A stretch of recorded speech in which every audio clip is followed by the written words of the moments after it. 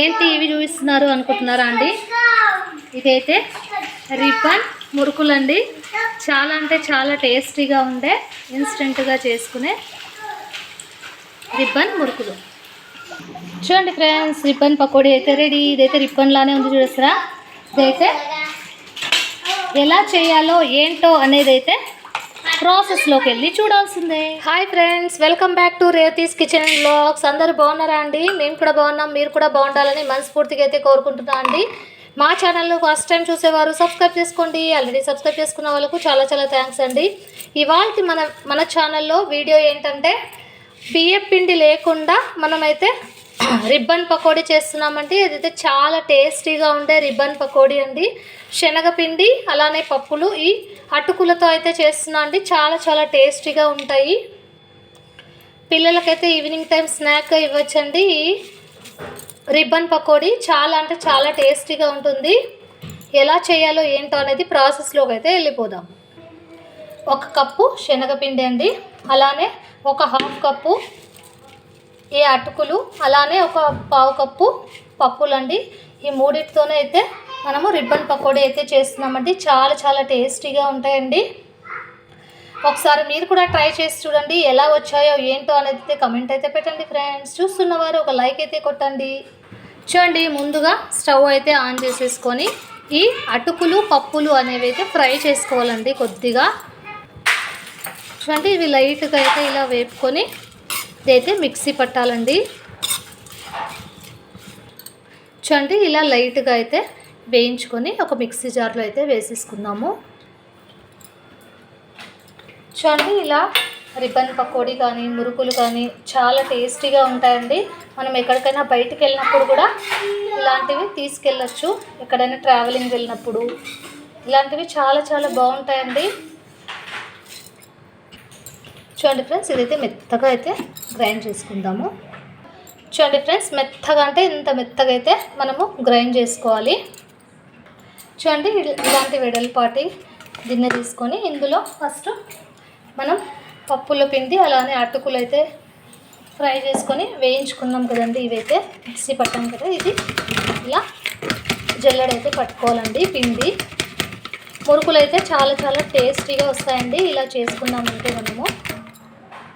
ఇదే అండి రిబ్బన్ పకోడీ.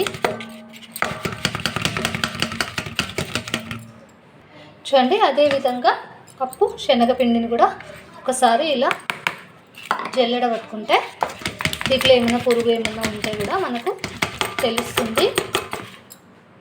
చూడండి, ఏమైతే లేవు, కానీ మన భయం మనది. ఇలా సేఫ్టీగా మనమైతే జల్లెడ పట్టుకున్నామంటే బాగుంటుంది. చూడండి, ఇప్పుడు ఈ పిండిలోకే మనమైతే కొద్దిగా జీలకర్ర, కొద్దిగా అంటే కొద్దిగా నువ్వులు టేస్ట్ కోసం అండి. ఇవన్నీ చాలా బాగుంటాయి వేస్తే. అలానే ఒక చెంచా కారము, అలానే తగినంత ఉప్పు, కొద్దిగా ఆయిల్ కూడా వేసుకుంటే టేస్టీగా ఉంటాయండి. చాలా అంటే చాలా బాగుంటాయి మురుకులు. చూడండి, కొద్దిగా ఆయిల్ అయితే వేసేసుకొని బాగా కలుపుకోవాలండి. చూడండి, ఇవన్నీ బాగా మిక్స్ అయ్యేట్టు కలిపేసుకోవాలి. చాలా అంటే చాలా ఈజీగా చేసుకోవచ్చండి. ఒక హాఫ్ అన్ అవర్లో అయితే మనమైతే ఈ రిబ్బన్ పకోడీ అయితే చేసి పెట్టచ్చు. రిబ్బన్ మురుకులు అంటారు, రిబ్బన్ పకోడీ అంటారు, ఎలా అయినా అనుకోవచ్చండి. చూసారా, మొత్తం అయితే ఇలా పిండి అయితే మొత్తం కలిసేట్టు కలుపుకోవాలి. ఇప్పుడు కొద్ది కొద్దిగా వాటర్ వేసుకుంటూ మనం మురుకుల పిండి ఎలా కలుపుకుంటామో అలా అంత లూజ్గా కాకుండా అంత గట్టిగా కాకుండా అయితే ఈ పిండిని అయితే సాఫ్ట్గా తడుపుకోవాలి. చూడండి, చన్నీళ్ళే తీసుకోవాలి, హాట్ వాటర్ ఏం పని లేదు.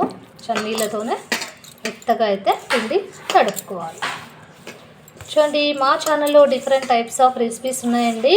చూసి అయితే మాకు సపోర్ట్ అయితే చేయండి ఫ్రెండ్స్. ఇలా కొద్ది కొద్దిగా వేసుకుంటూ కలుపుకుంటే మనకు వాటర్ ఎక్కువ కాకుండా తెలిసిపోతుందండి. చూడండి ఫ్రెండ్స్, ఇలా సాఫ్ట్గా తడిపేసుకోవాలి.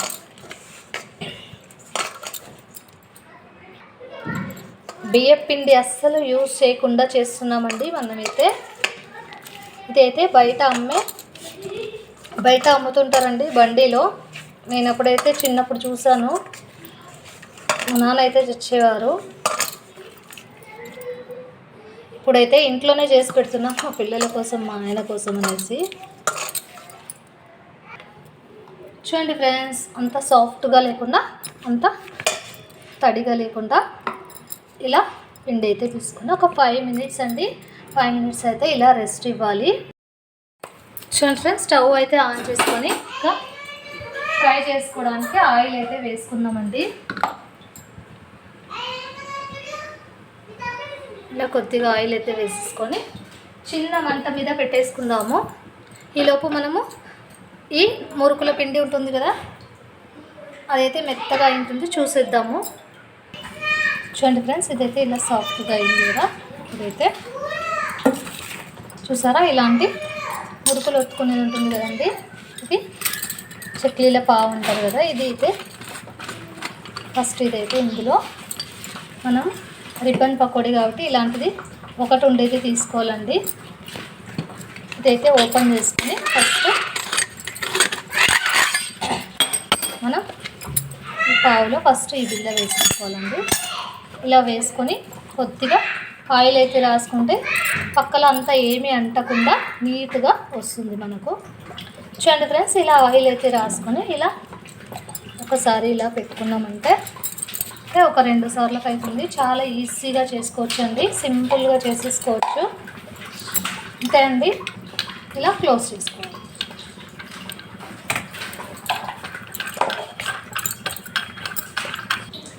చూడండి ఫ్రెండ్స్, ఇలా టైట్ చేసుకున్నాక మనమైతే ఇప్పుడైతే ఆయిల్ పెట్టాం కదా, ఇది వేడయ్యేలోపు ఇక్కడ ఒకసారి అయితే చూపిస్తాం చూడండి.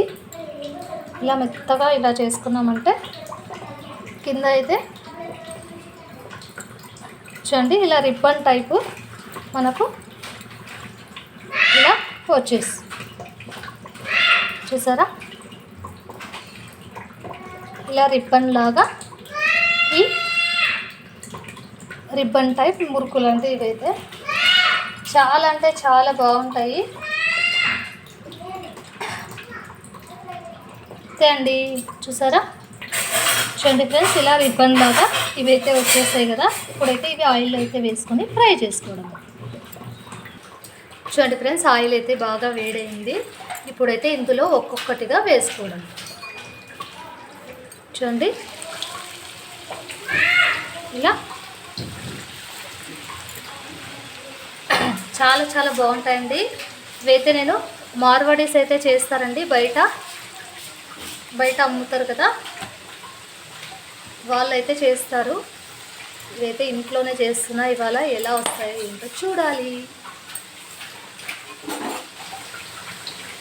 చూడండి ఫ్రెండ్స్, ఇలా క్రిస్పీగాను ఉంటాయి, చాలా చాలా టేస్టీగాను ఉంటాయండి ఇవైతే.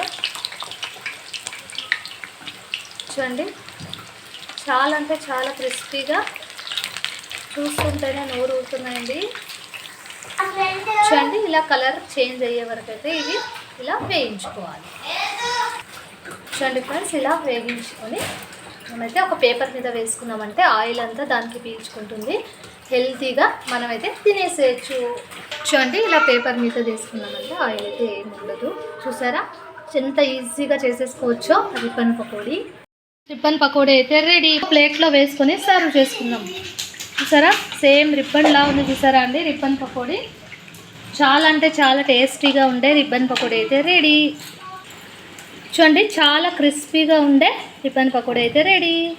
ఈ రిబ్బన్ పకోడీ కనుక మీకు నచ్చినట్టయితే లైక్ చేయండి, షేర్ చేయండి, సబ్స్క్రైబ్ చేసుకోండి. కమెంట్ బాక్స్లో కమెంట్ అయితే పెట్టండి friends. Bye friends, thanks for watching.